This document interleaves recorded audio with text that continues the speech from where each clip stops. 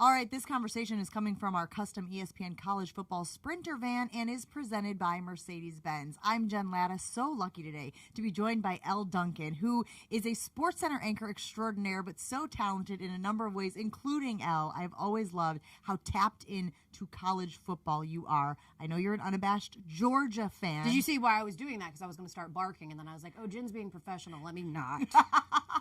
You know what? If you want to bring out the bark, I have no problem with that. Go, dogs! So let's begin with this. We are here in Athens today, getting ready for college game day. How confident are Georgia fans about a three-peat with this squad?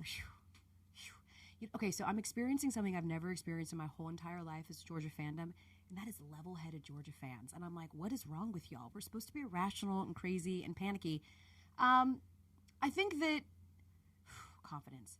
I think that this feels like as good a year as any, because some of the teams that we have come to depend on being the biggest hindrances to Georgia repeating are having a little bit of a down year. Like, I know Alabama is rebounding and they're playing their best football, and it looks like we're streaking to see them in the SEC championship. But I think some of the other teams that we felt incredibly confident about, like an Ohio State or even facing a Michigan, which we've already done in the playoffs, and we see what happens. Ohio State concerns me a little bit. You know, the idea that they've got a really balanced offense and defense. I think before you sort of would expect from the Big Ten that you're going to see a lot of points put up, but that the SEC's physicality is still just like unmatched. And that feels like it's evening out a little bit. So I would say the confidence meter for most Georgia fans is really excited that we won 2, but not a ton of pressure, Jen. Like, nobody's won 3, right, since the Leatherhead days. So I don't think that there's pressure, but certainly it feels like there is an opportunity if we can get through this gauntlet. And then, of course, if we can beat Bama. It always comes down to beating Bama. So it sounds like part of you is like, we've already won 2, so this is kind of gravy at this point, right? This would be a cherry on top of an incredible sundae that y'all have created over the last couple of seasons. But this team is really good still. Yeah.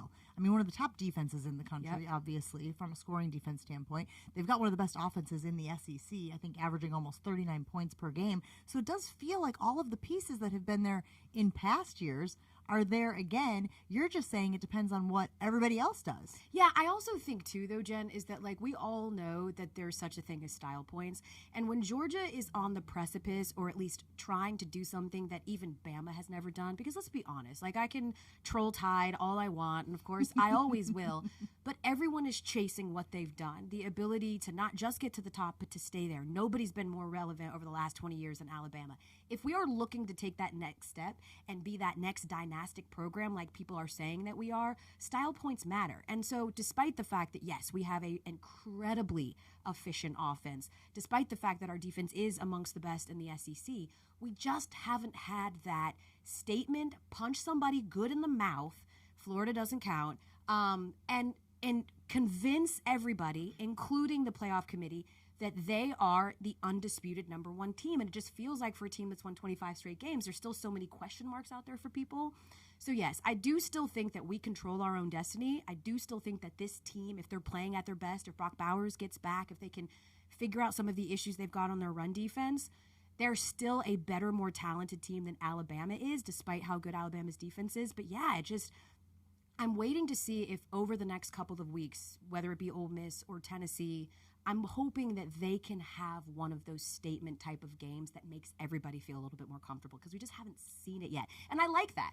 I like the idea that they're sort of spinning this into, we've been losing in 5 of our 6 SEC games and we remain undefeated. Like, we handle adversity, we handle it well, we're resilient, and we're tough.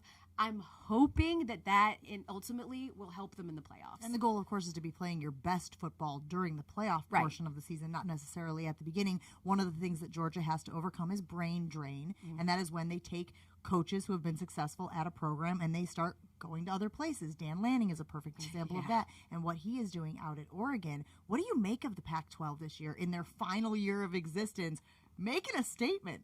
Listen, we actually are experiencing this in, like, women's basketball, too, where it's like the Pac-12 is like, we are going out with a damn bang. I mean, these teams are – I talked about sort of when you handicap the playoffs over the last few years, you can sort of speak in generalities when it comes to some of these conferences and go, this is what's going to happen, right? We've only had one Pac-12 team make it in this current CFP format. That was Washington. They got boat race, and that's always the thing, right? It's like, oh, Pac-12 is going to put up a bunch of numbers, but their defense is trash.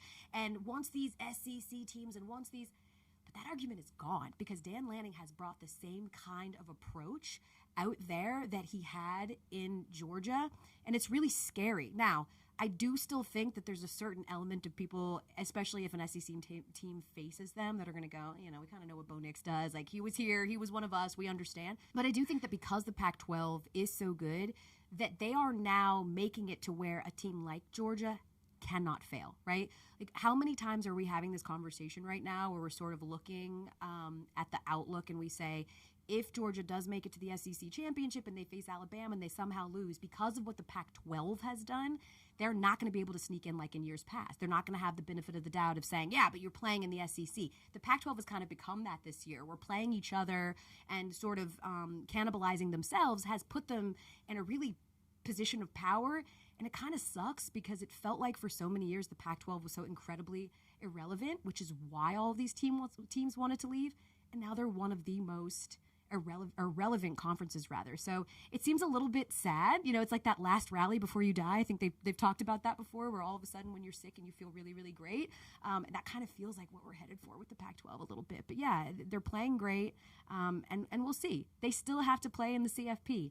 We'll see. I still like my SEC defense over theirs. We'll see. And we didn't even talk about Washington, which is the undefeated team, as they beat Oregon. I know that teams from the Big Ten are watching the season going, oh, darn. Like, these guys who are coming in, they may actually be some powerhouses that they have to contend with going forward. So we'll see how all of that shakes out. I love that too, Jen, by the way. Like, I love the idea that a lot of these teams that are coming to new conferences have went ahead and had sort of a statement. Like, when they decided to add a Texas to the SEC, I'm like, it makes sense. It makes sense geographically. We sort of align, we align. But at the same time, we don't need more okay teams in the SEC. Like, give me some damn competition. And what Texas was able to do this year in beating Bama was such a statement game to the rest of the SEC. What Oklahoma was able to do in beating Texas was a statement game. And the same thing with Washington. So I think, yeah, we're sort of seeing these teams go, you think that we're just sort of like fleeing a bad conference and that we're just trying to find shelter wherever we can, but we are coming in with a chip on our shoulder and we're ready to contribute right away. All right, college football playoffs obviously coming up in about 5 or 6 weeks. We keep seeing now the rankings show every Tuesday night. You can watch that on ESPN with Reese Davis holding court with the guys. Who are your top 4 teams right now, and will it be different at the end of the year? Okay, my top 4 teams right now, I'll start at number 4. I'm going to give it to Florida State. Listen, it hasn't always been pretty, but they've done everything that they've been asked to do, and they've stepped up in every single moment that they have been asked to step in. Number 3, I'm still going to give it to Michigan. That could change even after today, right? Like, we don't really know what's going to happen the rest of the way, but as of right now, how they're currently constructed, Michigan is my number. You view Michigan differently if Jim Harbaugh is not on the sideline? 100%. Not just if he's not on the sideline. It 100% depends if, and again, this is all conjecture and speculation, but let's just say, for the purposes of this, that he is suspended. There is a huge difference between being suspended from games, like he was at the beginning of the year, and suspended from the program. If you are not even allowed to be at practice, that dramatically changes that Ohio State game. I'm sorry, it does. And so, yes, I would absolutely handicap their chances at less than great if he's not on the sideline or not in the facility over the next 3 weeks. We'll see. As of now, they're still my number 3 team. I'm going to give Ohio State number 2. I know I sound like I'm being a homer, but they tried to lose to Rutgers. I'm sorry. They had an opportunity, newly minted number 1 team in the country, to make people feel confident that they should a statement game, and they tried to lose to Rutgers. And I understand what Georgia did with Missouri wasn't pretty, but Missouri was a top 12 team, an SEC team, and they ultimately were never really at risk of losing that game. Like, they still had full command of that game. And, of course, I'm going to give Georgia the number 1. For the brand. We can't blame her for that, can we, folks? Come on, man. Last thing I have for you, because you've been so fantastic. I love the depth of knowledge that you bring to the college football conversation. What do you love most about college football? Because I know you are fans of some of the other Atlanta teams. You have some other allegiances from other times in the country as well. But you love college football. I do. What is it that really... Tradition. I'm sentimental, I'm nostalgic, and it feels like those are... I just love football in general. I love NFL football as well, but there's just something about college football Saturdays. There's something about every single team sort of having this thing, this galvanizing thing. And it's always funny, Jen, because people be like, wait, did you go to Georgia? I'm like, I didn't go to Georgia. But that's what's so beautiful, especially about like the South and with college football. You don't have to go to that team for that team to belong to you. And if you are from Georgia, then the Bulldogs are your team. Now, if you go to Georgia Tech, then it becomes that. Or if you go somewhere else, but you are born into this fandom and it means something. And we all come from different walks of life, depending on what city you're in Georgia alone. We're all incredibly different. But every Saturday we find a way to put all that aside and come together and wear the same colors. And there's just something so incredibly profound about that, and I just love so much that college football is at the basis of that. So I keep looking around and like remembering some of these very same bars that my feet were sticking to when I was 17 and 18 years old, sneaking into these bars in Athens, and there's just so many incredible memories that you just don't have in the same way that you do for NFL games. Unfortunately for you, statute of limitations and whatnot. Correct. It wasn't me.